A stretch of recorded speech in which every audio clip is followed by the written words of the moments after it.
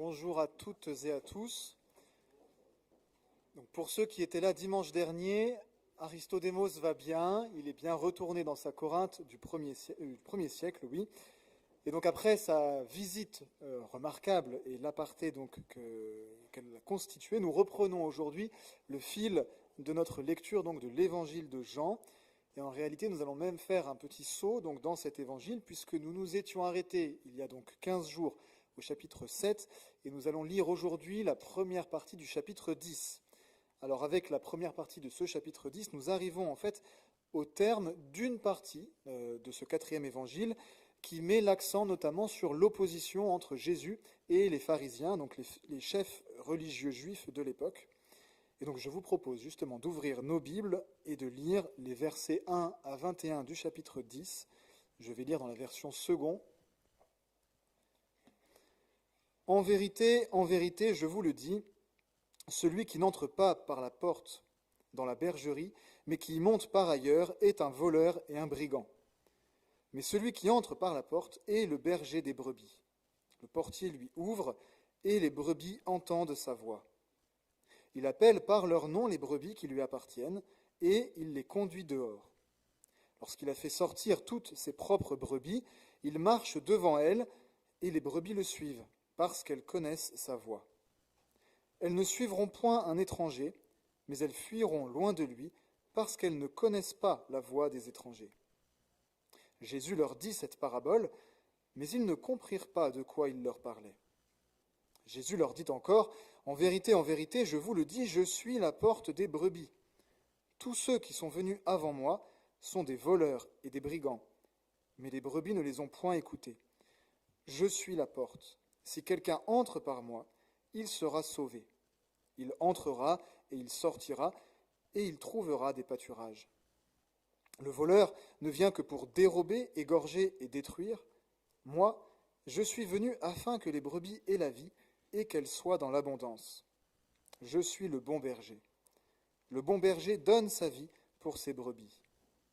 Mais le mercenaire, qui n'est pas le berger et à qui n'appartiennent pas les brebis, voit venir le loup, abandonne les brebis et prend la fuite, et le loup les ravit et les disperse.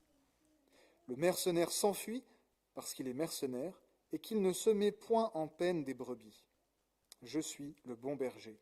Je connais mes brebis et elles me connaissent, comme le Père me connaît et comme je connais le Père. Et je donne ma vie pour mes brebis. J'ai encore d'autres brebis qui ne sont pas de cette bergerie. Celles-là, il faut que je les amène. Elles entendront ma voix, et il y aura un seul troupeau, un seul berger. Le Père m'aime parce que je donne ma vie, afin de la reprendre. Personne ne me l'ôte, mais je la donne de moi-même.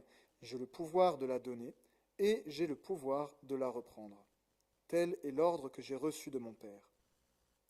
Il y eut de nouveau, à cause de ces paroles, division parmi les Juifs. Plusieurs d'entre eux disaient « Il a un démon, il est fou, pourquoi l'écoutez-vous » D'autres disaient « Ce ne sont pas les paroles d'un démoniaque. Un démon peut-il ouvrir les yeux des aveugles ?»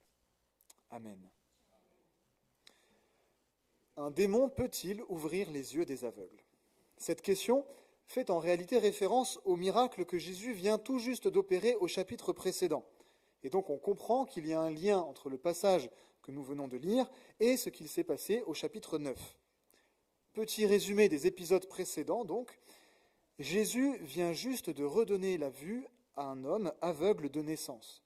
Mais, problème, il a opéré cette guérison en faisant de la boue, avec sa salive, un jour de sabbat. Alors qu'il n'est pas permis ni de malaxer ni de pétrir un jour de sabbat. Alors je le disais, cela fait maintenant quelques chapitres déjà que la tension entre Jésus et les chefs religieux monte progressivement, à tel point justement qu'au chapitre 9, ces mêmes chefs religieux le disent sans ambiguïté, pour eux, Jésus est un pécheur. Preuve en est, il ne respecte pas le sabbat. Mais le jeune homme qui vient tout juste de retrouver la vue n'est pas tout à fait d'accord. Si Jésus était pécheur, dit-il, comment pourrait-il opérer un tel miracle ? Pour lui, c'est du jamais vu, au sens propre comme figuré. Et la conséquence de tout ça, c'est que ce jeune homme se voit finalement violemment expulsé de la synagogue, violemment chassé par les pharisiens, qui l'excommunient, qui le rejettent, non sans lui rappeler au préalable que, selon eux, s'il est né aveugle, c'est parce qu'il est né tout entier dans le péché. Suite à cela, Jésus s'en va revoir le jeune homme en question et se révèle à lui comme étant le Fils de Dieu. Puis, il invective les pharisiens en annonçant qu'ils seront jugés par leur comportement. Et donc, c'est suite à cet épisode que Jésus présente et développe l'image du berger et des brebis qui nous intéresse aujourd'hui.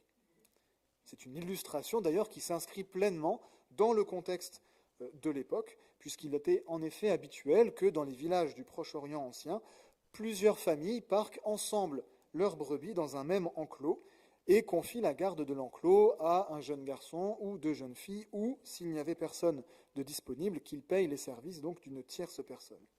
Donc l'illustration est largement familière à l'auditoire de Jésus, et pourtant, ils ne comprennent pas où Jésus veut en venir.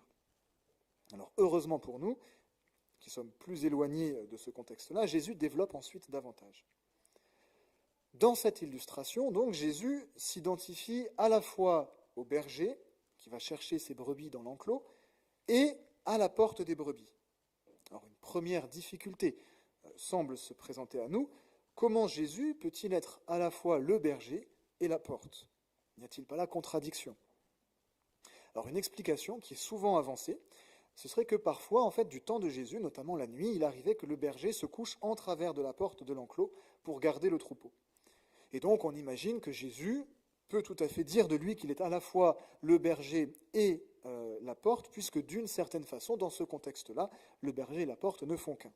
Alors j'ai plusieurs fois entendu cette explication, mais je ne crois pas, à titre personnel, qu'il soit judicieux d'interpréter le propos de Jésus par le prisme de ce cas de figure bien précis.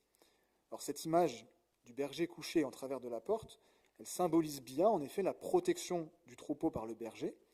Mais justement, le problème, je crois, c'est que si on considère les choses ainsi, on limite drastiquement la portée de l'illustration de Jésus. Évidemment, Jésus protège ses brebis, mais dans notre illustration, je crois que Jésus se présente comme bien plus encore qu'un protecteur. Et donc, à mon sens, il n'y a pas besoin de chercher à harmoniser l'image de la porte et celle du berger, tout simplement puisque ces deux images-là nous communiquent deux choses différentes en complément l'une de l'autre. Jésus se sert d'une même illustration, mais sous deux angles différents. Pas de contradiction, donc, pas d'harmonisation nécessaire non plus, deux images complémentaires, peut-être pour nous rappeler aussi que la personne de Jésus est si riche qu'on ne peut pas l'enfermer dans une seule image, que Jésus est si grand et qu'il nous dépasse tellement qu'on a besoin qu'il se révèle à nous de différentes façons. Et c'est d'ailleurs pour ça que Jésus peut dans la Bible être aussi bien présenté à la fois comme le berger et comme l'agneau de Dieu. Encore une fois, pas de contradiction, mais deux illustrations qui se complètent. Ceci étant dit, Jésus se présente donc bien dans un premier temps comme le berger, et même plus comme le bon berger. Alors avant de développer davantage le sens de cette image, il peut être utile de noter que Jésus élabore cette image en opposition. Le berger, c'est celui qui entre par la porte, parce qu'il est le propriétaire légitime des brebis, et donc il est connu du portier qui le laisse passer, par opposition aux brigands et aux voleurs, qui eux cherchent à escalader le mur de l'enclos, puisqu'ils n'ont aucun droit sur le troupeau. Ils sont donc inconnus du portier. Le berger, c'est aussi celui qui fait sortir ses brebis en les appelant, parce qu'elles connaissent sa voix, par opposition à l'étranger, qui fait fuir ses brebis, parce qu'elles ne connaissent pas sa voix. Le berger, c'est encore celui qui donne sa vie pour ses brebis, par opposition au voleur qui vient pour dérober, égorger et détruire, et par opposition au mercenaire. Donc vous vous souvenez, le mercenaire, c'est celui dont on payait les services pour garder l'enclos si personne n'était disponible, qui lui fuit et abandonne le troupeau aussitôt qu'il voit venir le loup, puisqu'il n'a pas d'intérêt pour le troupeau. Alors évidemment, dans notre texte, le voleur, le brigand, l'étranger ou le mercenaire représentent ici les chefs religieux, ceux-là même qui viennent justement de chasser violemment l'homme qui a passé sa vie à mendier, probablement du fait de sa cécité, et à qui Jésus vient tout juste de redonner la vue. Ces chefs religieux, donc, qui sont censés être des guides pour le peuple, lui sont en réalité néfastes. Ils font du mal là où ils devraient faire du bien. Et pourquoi font-ils du mal ? Parce qu'ils ne se soucient pas des brebis pour elles-mêmes, ils ne les connaissent d'ailleurs pas, mais ils se soucient des brebis pour ce qu'elles peuvent leur apporter, pour ce qu'ils peuvent tirer à leur avantage d'elles. Les chefs religieux du temps de Jésus étaient particulièrement honorés et influents, ils étaient en position d'autorité, mais ils n'exerçaient pas cette autorité conformément à leur devoir, c'est-à-dire pour le bien du troupeau. Alors notre passage fait très certainement écho, parmi d'autres textes, au texte d'Ézéchiel 34, dont je vous lis quelques versets dans la version Sommer. « Voici ce que déclare le Seigneur, l'Éternel. Malheur aux bergers qui ne s'occupent que d'eux-mêmes. N'est-ce pas le troupeau que les bergers doivent faire paître ? Vous vous êtes nourris de sa graisse et habillés de sa laine. Vous avez abattu les bêtes grasses, mais vous ne faites pas paître le troupeau. Vous n'avez pas aidé les brebis chétives à retrouver des forces. Vous n'avez pas soigné celles qui étaient malades. Vous n'avez pas bandé celles qui étaient blessées. Vous n'avez pas ramené celles qui s'étaient égarées. Vous n'avez pas cherché celles qui étaient perdues. Non, vous leur avez imposé votre autorité par la violence et la tyrannie. Mes brebis se sont dispersées faute de bergers, et elles sont devenues la proie de toutes les bêtes sauvages. Mes brebis se sont égarées sur toutes les montagnes et sur toutes les collines élevées. Elles ont été dispersées sur toute l'étendue du pays, sans que personne en prenne soin ou aille à leur recherche. Et dans les versets qui suivent, Dieu annonce qu'il va juger justement ces mauvais bergers d'Israël, comme Jésus vient d'annoncer au chapitre précédent aux pharisiens qu'ils seront jugés. Un indice d'ailleurs que Jésus se positionne comme étant Dieu, puisqu'il annonce qu'il opérera lui-même le jugement annoncé par Dieu en Ézéchiel 34. Et donc c'est bien par opposition au chef religieux d'Israël que Jésus se présente ici comme le bon berger. Lui, il connaît ses brebis. Il les appelle par leur nom, donc il les connaît individuellement, intimement, chacune pour elle-même. Il marche devant elles pour les conduire, il leur montre le chemin, et ses brebis le suivent parce qu'il prend soin d'elles. Il les aime pour elles-mêmes, pour ce qu'elles sont, et il les aime jusqu'à donner sa vie pour elles. Il est intéressant d'ailleurs que Jésus mette l'accent sur le caractère volontaire, réfléchi, prémédité de ce sacrifice qu'il compte opérer pour ses brebis. Il ne s'agit pas du berger qui meurt au combat contre le loup, par exemple, parce qu'il refuse d'abandonner ses brebis. Ce berger-là, très courageux, meurt de manière imprévue, incontrôlée. Quand bien même il aurait préalablement réfléchi au fait qu'il serait prêt à donner sa vie pour ses brebis au cas où le loup serait plus fort et qu'il se refuserait d'abandonner son troupeau, probablement qu'il n'aurait jamais pensé de lui-même volontairement donner sa vie pour ses brebis. Jésus va donc bien plus loin que ce sacrifice-là, qui est déjà un acte profond d'amour et de bravoure, mais qui est aussi d'une certaine manière une défaite. Ce berger-là aurait perdu sa vie face au loup. Jésus, au contraire, lui, choisit préalablement, en conscience, de donner lui-même sa vie pour ses brebis. Personne ne la lui prend, c'est lui qui la donne. Et d'ailleurs, il ne la donne pas seulement, il la reprend également, conformément au plan divin. Qui donc est ce berger qui peut ainsi donner et reprendre sa vie ? Alors je lis à nouveau quelques versets d'Ézéchiel 34, à la suite des versets que nous avons lus précédemment.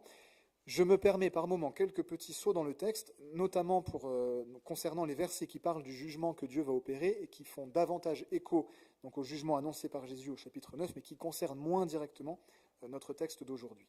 Je lis donc. « Voici ce que déclare le Seigneur, l'Éternel. Je vais moi-même venir m'occuper de mon troupeau et en prendre soin. Comme un berger va à la recherche de son troupeau le jour où il le trouve dispersé, ainsi j'irai à la recherche de mes brebis, et je les arracherai de tous les lieux où elles ont été dispersées en un jour de brouillard et de ténèbres. C'est moi qui ferai paître mon troupeau, et c'est moi qui le ferai reposer. Le Seigneur, l'Éternel, le déclare.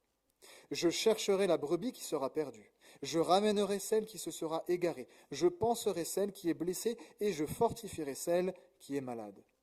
J'établirai à leur tête un seul berger qui les fera paître, mon serviteur David. Il prendra soin d'elles et sera leur berger. Et moi, l'Éternel, je serai leur Dieu, et mon serviteur David sera prince au milieu d'elles. Alors ces versets éclairent utilement notre passage. Jésus est donc le bon berger, envoyé par Dieu pour prendre soin de son peuple. Il est une figure du roi David, qui lui-même était berger d'ailleurs, en ce qu'il est envoyé régner parfaitement sur son troupeau. Et c'est une des caractéristiques du berger que d'être la figure d'autorité pour ses brebis, le point de référence absolu, le seul maître que les brebis suivent, et elles le suivent aveuglément parce qu'elles le connaissent, parce qu'elles lui font confiance, parce qu'il est bon pour elles. Mais le texte d'Ézéchiel nous dit également que c'est le Seigneur lui-même qui vient prendre soin de son troupeau, qui vient corriger le tir suite aux malversations commises par les mauvais bergers. Si Jésus a le pouvoir de donner et reprendre sa vie, c'est qu'il a pouvoir sur la vie comme sur la mort. C'est qu'il est plus fort que la mort parce qu'il est source de la vie, parce qu'il est Dieu avec Dieu, le Fils du Père, comme il le mentionne dans notre passage. Et l'image berger-troupeau est d'ailleurs régulièrement employée dans l'Ancien Testament pour évoquer la relation justement entre Dieu et son peuple. Jésus donc est le bon berger parce qu'il est Dieu envoyé par Dieu, Dieu le Fils envoyé par Dieu le Père, insondable et merveilleux mystère de la Trinité divine, dont il y aurait beaucoup à dire, mais dont on se contentera seulement ici de souligner que tout ce plan divin d'envoi du bon berger qui donne sa vie pour ses brebis avant de la reprendre, donc tout ce plan tire son origine des relations éternelles d'amour entre le Père et le Fils au sein de la Trinité divine.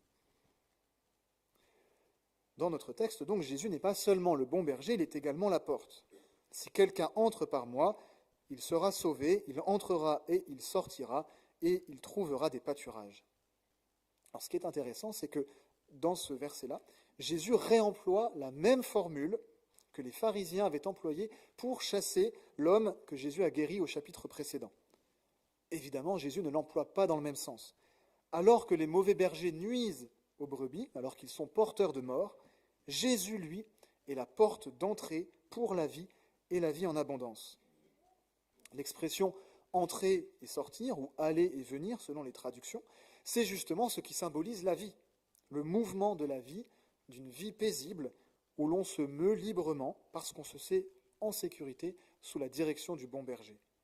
Suivre Jésus, donc, c'est suivre le berger qui conduit ses brebis en toute sécurité vers les pâturages. Jésus est la porte d'entrée pour la vie et pour la vie en abondance. Alors permettez-moi de lire une dernière fois encore quelques versets d'Ézéchiel 34. Je conclurai avec elle une alliance qui leur garantira la paix. Je débarrasserai le pays des bêtes féroces, de sorte que mes brebis pourront habiter en toute sécurité dans les steppes et dormir dans les forêts. Je les comblerai de bénédictions dans les environs de ma colline. Je ferai tomber la pluie en son temps. Ce seront des pluies qui vous apporteront la bénédiction. Les arbres dans les champs donneront leurs fruits, et la terre produira ses récoltes. Les brebis vivront en toute sécurité dans leur propre pays, et elles reconnaîtront que je suis l'Éternel, quand j'aurai brisé les jarres de leurs joues et que je les aurai délivrées de ceux qui les asservissent, les barres de leurs joues, pardon. Elles ne seront plus pillées par les autres peuples, et les bêtes sauvages ne les dévoreront plus. Elles vivront en toute sécurité, sans être inquiétées par personne. Et ils reconnaîtront que moi, l'Éternel, leur Dieu, je suis avec eux, et que, les gens de la communauté d'Israël, ils sont mon peuple. Jésus, donc, est l'accomplissement de ses promesses de bénédiction, de rétablissement, de paix et d'abondance. Dieu a vu la façon dont les mauvais bergers ont maltraité ses brebis, et il a donc envoyé le bon berger, son fils, pour leur offrir une vie d'abondance en sa présence et sous sa direction.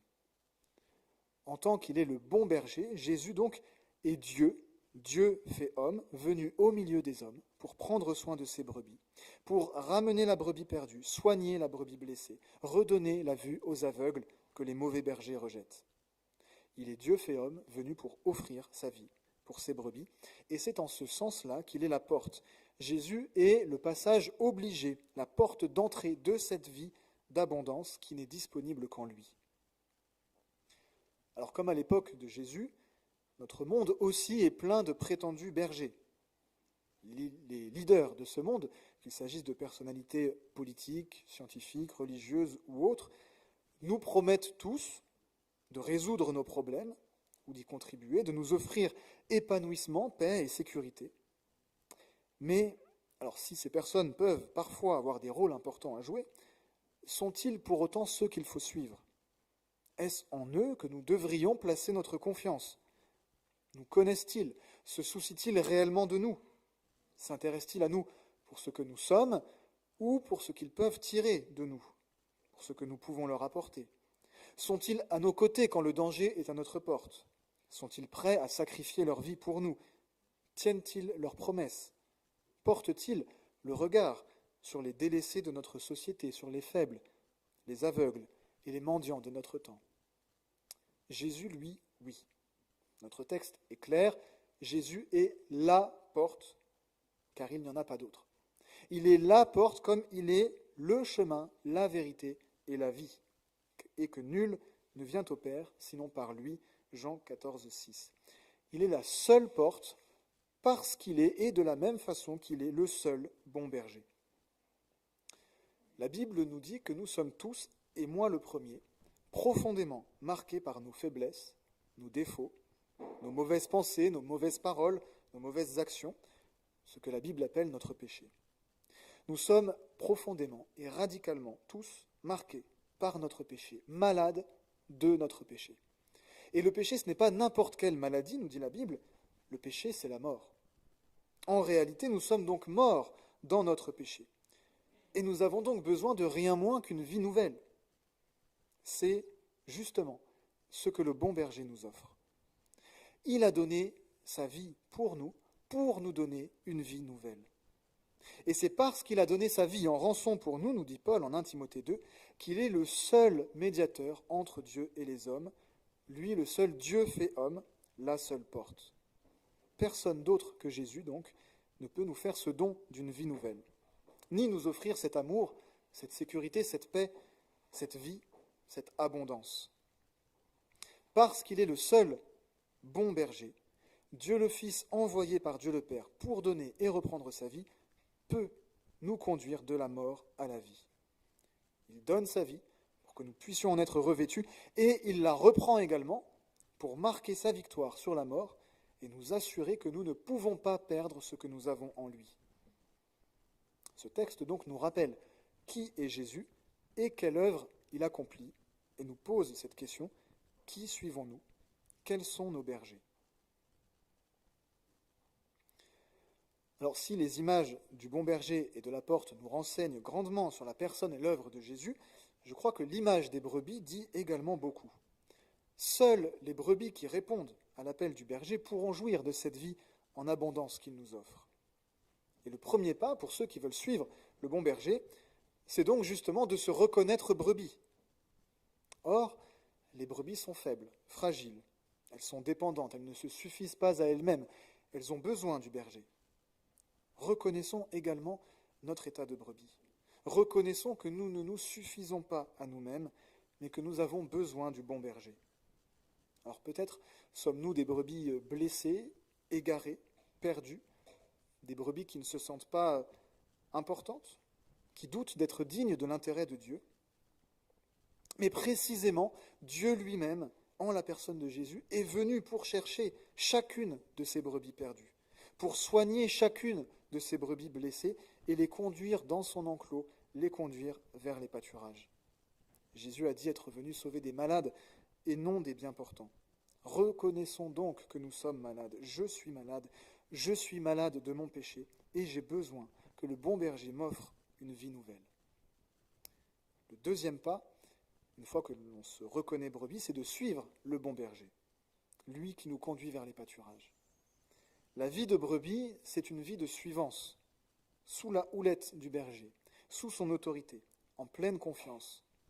Et cette confiance est possible parce que nous savons qui est le berger que nous suivons, et que nous savons qu'il nous conduit vers de verts pâturages. Suivons donc le Christ, obéissons à ses commandements, progressons dans ses voies, car il a seul les paroles de la vie éternelle. Jean 6, 68.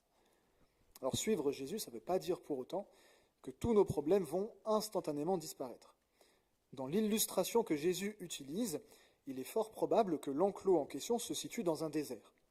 Jésus ne nous sort pas du désert, du du moins pas instantanément. Nous demeurons solidaires du monde dans lequel nous vivons, en proie également au mal et à la souffrance qui y ont cours. Mais le bon berger est à nos côtés et prend soin de nous.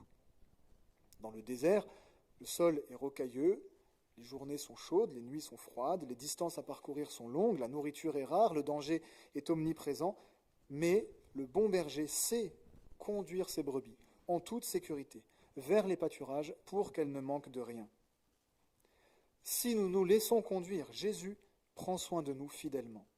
Et nous savons qu'un jour, Jésus, qui est monté au ciel, reviendra sur terre, et qu'alors ces brebis pourront jouir pleinement et éternellement de la vie en abondance que nous pouvons déjà goûter auprès de lui. Alors il n'y aura plus de désert. Mais si nous le suivons, nous dit notre texte, c'est parce que nous avons reconnu sa voix, parce que nous étions en réalité déjà ses brebis. Autrement dit, nous lui appartenions avant même de répondre à son appel. Et c'est là une autre leçon de notre texte. Alors même que nous étions encore morts dans nos péchés, Dieu a porté sur nous un regard compatissant d'amour. Avant même que nous ne nous tournions vers lui, Jésus nous connaissait, comme le Fils et le Père se connaissent. C'est-à-dire dans l'amour le plus profond qui se puisse imaginer, et plus profond même encore que tout ce qu'on pourrait imaginer. Nous ne l'aimons que parce qu'il nous a, lui, aimé le premier. 1 Jean 4, 19. Quel mystère, là encore, quel amour, et quelle humilité pour nous aussi cela appelle. Dieu nous a aimés alors même que nous n'avions rien à offrir. Il nous aime, il nous connaît dans nos faiblesses, dans nos péchés, dans nos fautes, et il vient quand même nous chercher, nous soigner et nous conduire à lui. Jésus, le bon berger, donc nous appelle. Alors, si vous entendez sa voix, n'endurcissez pas votre cœur. Hébreux 3,15. Dans notre passage, Jésus dit qu'il a encore d'autres brebis à aller chercher, des brebis d'une autre bergerie. Alors, dans le contexte, il s'agit, je crois, du fait que Jésus œuvre d'abord au sein du peuple juif, mais qu'il ne compte pas s'y restreindre. À travers ses disciples, son Église, Jésus, par son esprit, continue aujourd'hui encore d'aller chercher ses brebis de par tous les peuples pour les assembler en un seul troupeau, son troupeau.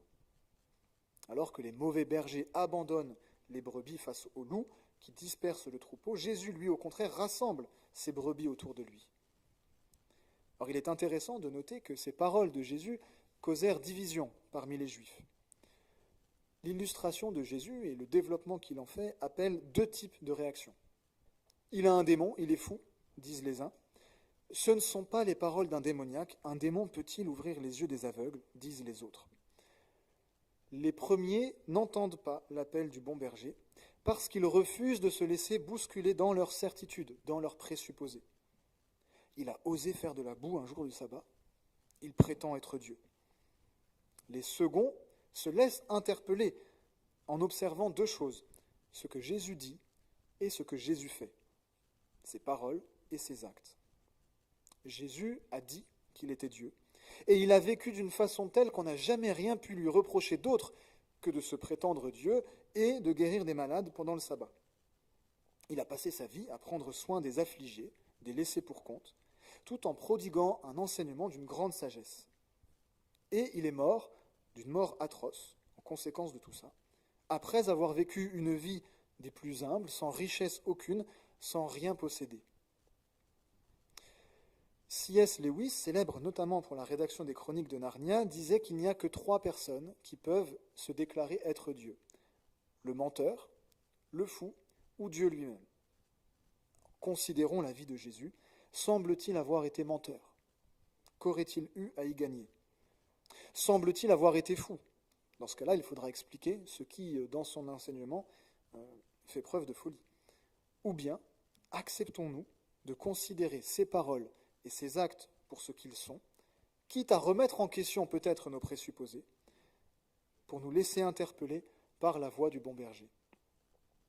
Si vous entendez sa voix, n'endurcissez pas votre cœur.